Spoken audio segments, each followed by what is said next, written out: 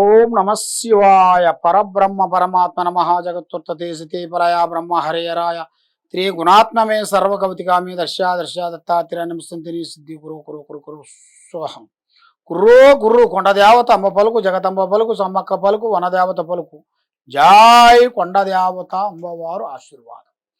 ప్రజలందరికీ నమస్కారము. శ్రీ క్రోధినామ సంవత్సరం డిసెంబర్ మాసం తులరాశి ఫలితాలు. ఈ తులరాశి వాళ్ళకి అదృష్ట యోగము, లక్ష్మీ యోగము, ధనప్రాప్తి యోగము చూసుకుంటే మనస్తత్వము చాలా మంచి మనసు, మంచి ఆలోచన, మంచి విధానం అనేది ఇలా జాతకంలో ఉంది. తులరాశి వాళ్ళకి అదృష్ట గడియలు చాలా వరకు పెద్ద పెద్ద కార్యక్రమాలు, పెద్ద పెద్ద పనులు, వీళ్ళకి మార్పుళ్ళు చేయాల్సిన దాంట్లో పనులు, కొన్ని విదేశాల ప్రయాణాలు కొన్ని రాబోతున్నాయి. మరి ఇలా చెయ్యాల్సిన విద్యా రంగంలో చూసుకుంటే చదువు కొంచెమైనా కూడా తెలివితేటలు ఎక్కువగా ఉంటాయి. వాళ్ళకి తెలివితేటలతోనే అన్నీ సాధించగలుగుతుంటారు. కానీ ఆ తెలివితేటలతో పాటు విద్యారంగం అనేది, విద్య అనేది వీళ్ళకి ఎక్కువగా ఉన్నట్టుగైతే వీళ్ళకి కొట్టిన వాళ్ళు ఎవరు ఉండరు. అలాంటిది వీళ్ళకి తెలివి ఉంటే విద్య, విద్య లేకపోతే తెలివి, ఈ రెండింటిలో బ్రేక్ అయిపోతుంటారు. చదువు బాగా చదివారనుకోండి, తెలివితేటలు బ్రేక్ అయిపోతాయి వాళ్ళకి. ఆ విధంగా ఒకటి ఉంటే ఒకటి ఉండదు, ఒకటి ఉంటే ఇంకోటి ఉండదు. అలాంటి జాతకం అనేది ఈ తులరాశి వాళ్ళది. మరి ఈ తులరాశి వాళ్ళు అందరూ బాగుండాలి, దాంట్లో మనం ఉండాలని కోరుకునే మనస్తత్వం. మరి ఇలా జాతక యోగంలో చూసుకుంటే వ్యవసాయ రంగంలో చాలా వరకు అభివృద్ధి అనేది కనబడుతుంది. ఏ పంట వేసినా కూడా విజయవంతమయ్యే మార్గాలు కొన్ని కనబడుతున్నాయి. మరి రియల్ ఎస్టేట్ లాంటిది కానీ, రాజకీయ ఫలితాలు కానీ, చెయ్యాల్సిన కార్యక్రమాలు కొన్ని యోగా అనేది ఇలా జాతకంలో ఉంది. కానీ ఇలా జాతకంలో చూసుకుంటే భూమిలో బంగారం దొరికే జాతకం అనేది ఇలా జాతకంలో ఉంది. అంటే ఊహించని మలుపు, ఊహించని అదృష్టం, అకస్మాత్తుగా ధనప్రాప్తి యోగం కలిగే యోగం అనేది ఇలా జాతకంలో ఉంది. అంటే వీళ్ళు ఏ పని చేసినా చేయకపోయినా కూడా ఆ ధనప్రాప్తి ఒక స్త్రీ మూలంలో నుంచి అవుతుంది. అంటే ఒక స్త్రీ వలన ఇలా దిశ తిరిగే యోగం అనేది కనబడుతుంది. మంచి యోగము, మంచి ఫలితాలు ఇలా జాతక విధానంలో ఉన్నాయి. కాబట్టి రాజకీయ పరంగా చూసుకుంటే కొన్ని మార్పులు చేయాలి. పార్టీ మార్పులు కానీ చేసే దాంట్లో కూడా కొన్ని విధానాలు కొంచెం మారుస్తే వీళ్ళకి ఫస్ట్లో ఉన్నంత మంచి స్పందన, మంచి పనులు, మంచి అభివృద్ధి అనేది ఈ రాజకీయ ఫలితాలలో వీళ్ళకి మంచి యోగం అనేది రాబోతుంది.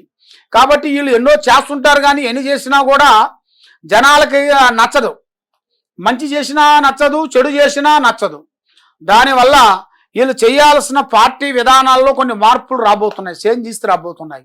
ఆ చేంజెస్ కానీ తప్పకుండా మారినట్టుగా అయితే వీళ్ళకి మంచి యోగము, అతి యోగం అనేది రాబోతుంది. పర్వాలేదు. మరి సంతాన యోగంలో చూసుకుంటే చాలా వరకు కొంచెం బ్రేకుగా కనబడుతుంది. సంతాన ఫలితంలో ఇలా జాతకంలో దగ్గరకు వచ్చి బ్రేక్ కావటం, ఆ సంతాన విధానాల్లో ఎన్నో రోజుల నుంచి సంతానం గురించి ఎదురు చూస్తాం. మరి ఆ సంతానం గురించి ఎన్నెన్నో ప్రయత్నాలు చేస్తాం, ఎన్నో పూజలు చేస్తాం, ఎన్నో హాస్పిటల్ చుట్టూ తిరగటం, ఇలాంటివి కొన్ని జరుగుతుంటాయి. కానీ ఇలా పేరులో చూస్తే నాగ సర్పదోషం కనబడుతుంది. ఇలా జాతక యోగంలో చూసుకుంటే నాగ సర్పదోషం, ఆ నాగ సర్పదోషం వలన ఇలా జీవితం తారుమారైపోతుంటుంది. ఎందువల్ల అంటే కష్టపడతారు, సంపాదించుకుంటారు, తింటారు, దానికే పోతుంటుంది.